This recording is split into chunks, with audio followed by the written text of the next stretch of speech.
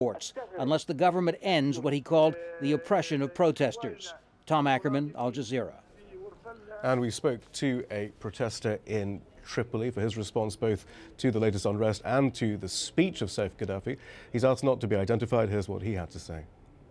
Yeah, well, now we just came back to listen to the speech, but we just heard news that it's up and running again, where the people are going back to the Green Square, and I think what I've heard right now, we've got the Green Square, all the pro people have left, and hopefully, I mean, today, tomorrow, we'll be free. I mean, now he's saying that, you know, tomorrow we're gonna have a new, they're gonna meet with the heads of states and all that thing. They're gonna meet and they're gonna discuss the democracy. But actual life, we're taking the Green Square, the center of Tripoli is now for the protesters.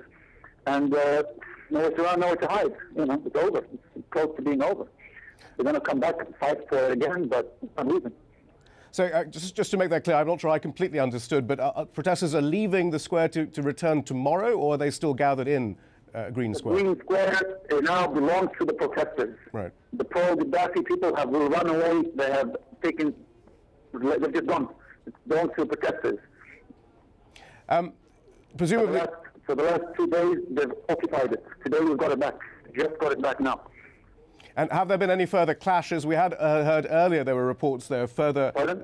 we had heard earlier reports of further attacks on the protesters.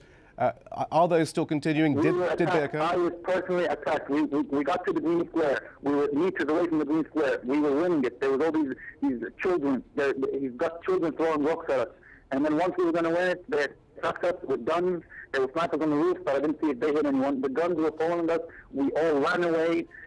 People in the street, old women were helping them. They were taking people in.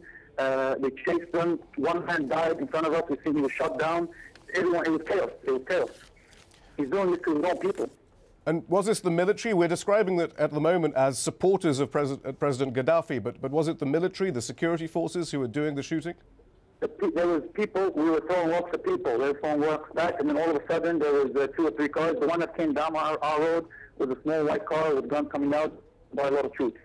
We had to run away, we had to hide, and then all of a sudden everyone started getting out of there as soon as they can. Now they've regrouped and they've gone back and they're taking the Green Square. An eyewitness account from Tripoli a few moments ago, and in one of the other latest developments, a Libyan tribal leader has threatened to block oil exports if the regime does not, quote, stop oppression of protesters. Here's what Sheikh Faraj al-Zuway told Al Jazeera. From the south to the north, east and west, all tribes are united. We're not pressuring any tribe or any person. We see that the priority is to put an end to the bloodshed. We ask this of Muammar al-Gaddafi, Europe and the United States. Otherwise, we will be forced to stop oil production tomorrow. Well, the United States said on Sunday it was deeply concerned by the reports of hundreds of deaths and injuries during protests. But Libyan dissidents say the United States needs to do more. Joining us once again is Libyan-American dissident Najla Abdu Rahman. What do you make then so far of the response of the US to what we've seen in Libya? To be brutally honest, I've been very disappointed by the response. From what I've seen, the White House put out a press statement a couple days ago. I don't remember the wording exactly. I got PJ Crowley's. He's the Assistant Secretary of State for Public Affairs. This is actually from today, actually. This might have superseded one. The United States is gravely concerned with disturbing reports and images coming out of Libya. We've raised to a number of Libyan officials, including the foreign minister, objections to the use of lethal force. Right. And we hope that the Libyan government, we call upon the Libyan government to hold accountable any security officer who does not act in accordance with a commitment to peaceful protest. Right. And I saw that on the broadcast about 2 hours ago. But unfortunately, that doesn't mean anyone to someone like Gaddafi. And so that doesn't mean anything to someone like me. I know what Gaddafi is capable of. I know what he's done in the past. We all do. And just a verbal condemnation is simply not going to cut it. What we're asking, or what we have been asking, is that they pressure the regime. They exert more pressure on the regime to stop. And also that they freeze the accounts of the Gaddafi family, because apparently, from what we understand, the money that's being transferred to the mercenaries who are reported to be coming into Libya is coming from foreign accounts. And so basically, we want the U.S., the international community, to do more. And once again, this is the allegation that African mercenaries are being used by Gaddafi in order to put down the protesters. We haven't independently verified that, but that is certainly a story that is out there. Stay with us. We actually have another eyewitness account from Benghazi. Dr. Habib Al-Mukhtar joins us. He's live from the city. Doctor, thank you very much for joining us. Please tell us where you are and what's happening.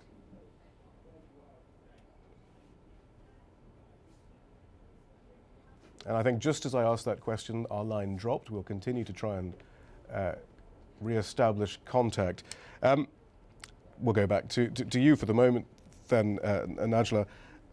Are members of the dissident community and the opposition diaspora and so forth, are you actually in consultation with the American government at all? Have you found them receptive to at least speak to you about what your concerns are? If anyone is, I'm not aware of it. In the past, though, and certainly now, why do you think the US is being so circumspect about what's happening in Libya? Is it simply then about the oil? Or is it about the fear of terrorism? Is it the fear of separatism? Is it the fear of Libya breaking up, as perhaps Saif Gaddafi was suggesting might be valid fears? Are there any other reasons you can think of? Or is it just the usual, well, I guess it's the pattern we've seen in Tunisia and Egypt. You stick with your person until something seems that it might be unstoppable. Yeah, I mean, I don't understand it. Again, I can't pretend to know what this government is thinking, but I do know that Gaddafi, Muammar al-Gaddafi, for many of the years that he's been in power, has been not just an enemy of the Libyan people, but an enemy of the United States. And again, that was being used in the speech, and actually that was quite effective, I would think, to some quarters, because actually Muammar Gaddafi may have different constituencies at home, but he is actually seen as an anti-imperialist figure regionally and in other parts of the world, and so forth. I mean, you know, he has, you know, in that sense of not the non-aligned movement, in the sense of someone standing up to the US quote hegemony and so forth.